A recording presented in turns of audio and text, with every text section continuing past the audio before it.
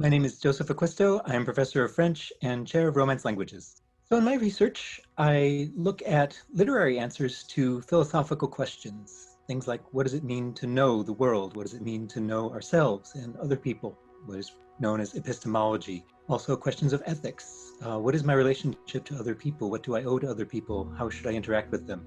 I think literature has a unique point of entry into those sorts of questions, and a lot of my work tends to look at the ways poets, novelists, essayists tend to answer those sorts of questions.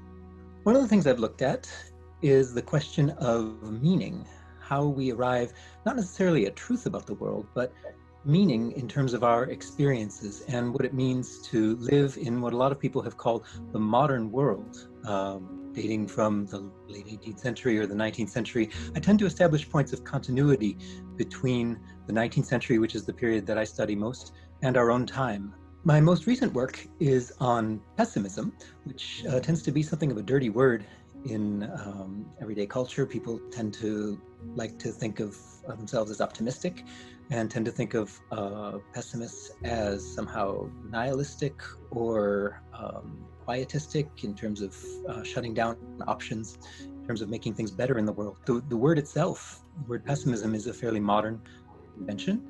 And I've looked at the ways that 19th century French writers, nonfiction writers and fiction writers, have used that term, engaged with it, waged a battle in the press and other places about whether pessimism is in fact defeatist, or whether it can enable us to live well in the world. And I would side with the pessimists on this. I think that the authors that I write about are writing against an idea of pessimism as a disease. That was something that was talked about a lot in the 19th century, that pessimism is this new modern sickness that has to be combated somehow. The pessimists really reacted against that and said that no, actually pessimism allows us to live well by emphasizing compassion.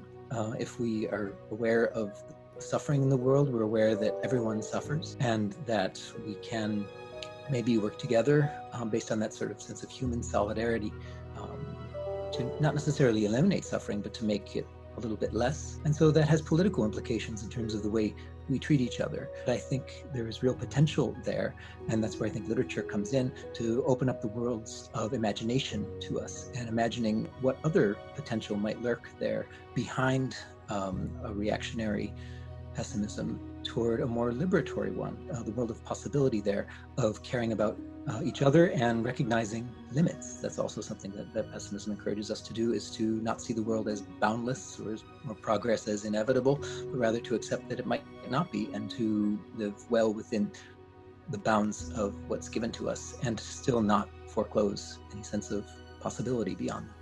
In the current moment, it's an interesting one. In the wake of the pandemic, I think a lot of people are rethinking maybe notions of optimism, or notions of the world as we always knew it, never being able to come to an end. I think a lot of us have seen the ways that in a flash, in a moment, a lot of what we took to be given about the world or taken for granted about the world could in fact come to a very quick end. And so we can ask what possibilities are there, not necessarily approaching these questions with some sort of wide-eyed optimism, oh, everything will be fine. Maybe everything is not fine, but maybe that's okay, and maybe we'll be able to actually move past that together. I think there's real possibility in the stories that we tell each other about our world and about our situation in it, in terms of the way we live our lives. And I think the authors that we look to in moments like this